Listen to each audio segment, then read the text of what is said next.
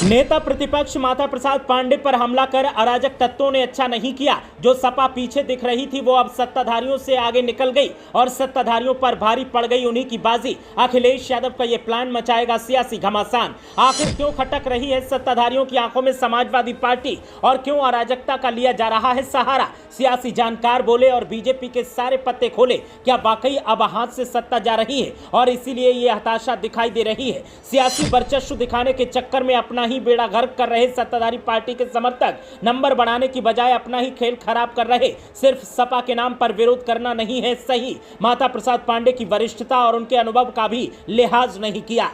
नेता प्रतिपक्ष माता प्रसाद पांडे के साथ गोरखपुर में जो हुआ उसने उत्तर प्रदेश की राजनीति को झकझोर कर रख दिया है। उत्तर प्रदेश के मुख्य विपक्षी दल समाजवादी पार्टी की नींव को हिला दिया है और समाजवादी पार्टी अब एकजुट नजर आ रही है और मामले में पैनी नजर बनाए हुए है।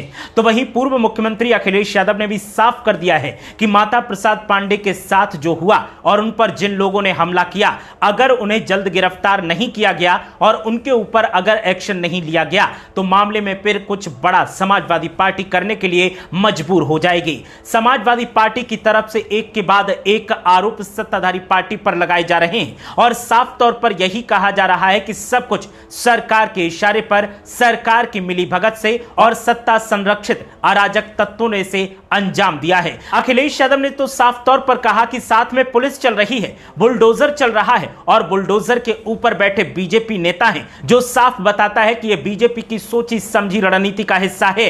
पहले से ही रणनीति बनाकर यह तैयार कर लिया गया था रोड मैप कि जैसे ही माता प्रसाद पांडे और लाल बिहारी यादव मौके पर पहुंचेंगे तो उनके ऊपर हमला करना है, उनके खिलाफ विरोध प्रदर्शन करना है। माता प्रसाद पांडे और लाल बिहारी यादव जिस तरह से गोरखपुर पहुंचे थे, व्यापारियों से जिस तरह से वो मुलाकात करना चाहते थे, उससे पहले ही उन्हें रोका गया और उनकी गाड़ी पर पत्थर मारकर शीशा तोड़ दिया गया। समाजवादी पार्टी का कहना है कि यह जानलेवा हमला था, लेकिन भगवान की कृपा रही कि माता प्रसाद पांडे और लाल बिहारी यादव को कुछ नहीं हुआ, उनका कोई बाल बांका नहीं कर पाया और वो सुरक्षित हैं। लेकिन समाजवादी पार्टी अब इस मामले में प्रदेश व्यापी विरोध प्रदर्शन करने के लिए तैयार है। समाजवादी पार्टी का साफ तौर पर कहना है कि सरकार को मामले पर जवाब देना होगा और आरोपियों को गिरफ्तार करते हुए उन्हें कड़ी सजा दी जानी चाहिए। अखिलेश यादव ने भी प्रेस वार्ता की और प्रेस वार्ता में इस मामले पर ज्यादा कुछ तो नहीं कहा, लेकिन इशारों में जो कुछ कहा उसने सत्ताधारी पार्टी को सवालों में खड़ा कर दिया है। अखिलेश यादव ने कहा कि व्यापारियों की जमीन को लिया जा रहा है और व्यापारी अपनी जमीन के बदले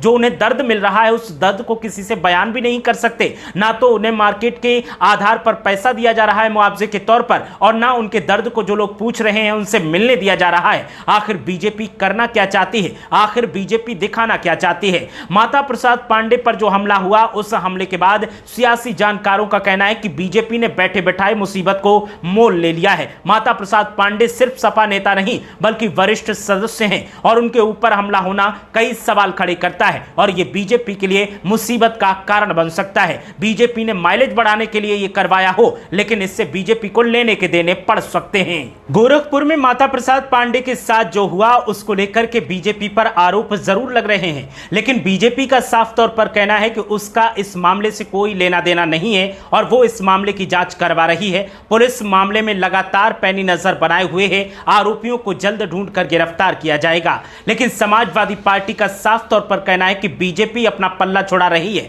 जबकि बीजेपी इस मामले में पूरी तरीके से शामिल है। आरोप प्रत्यारोप का दौर जारी है और सियासी जानकारों का कहना है कि अगर इस मामले में बीजेपी शामिल है तो बीजेपी ने बैठे बिठाए अपने नंबर घटा लिए हैं और समाजवादी पार्टी जो पीछे चल रही थी वो अब आगे दिखाई दे रही है, क्योंकि समाजवादी पार्टी को एक सहानुभूति बटोरने का मौका मिल गया है और इस मौके को समाजवादी पार्टी बिल्कुल भी हाथ से नहीं जाने देना चाहती। समाजवादी पार्टी ने जिस अंदाज में सत्ताधारी पार्टी पर इस मामले के बाद निशाना साधा है, आरोप लगाए हैं, उसने उत्तराखंड की सियासत में खलबली का माहौल बना दिया है और अब देखना यह है कि समाजवादी पार्टी इस मामले में कितना माइलेज कमा पाती है और देखना यह है कि समाजवादी पार्टी के आरोपों पर बीजेपी क्या जवाब देती है और जो जांच का दावा किया जा रहा है उस जांच में निकलकर सामने क्या आता है और जो आरोपी हैं वो कब तक गिरफ्तार किए जाते हैं। फिलहाल तो आरोप प्रत्यारोप का दौर जारी है और सुर्खियों का दौर जारी है।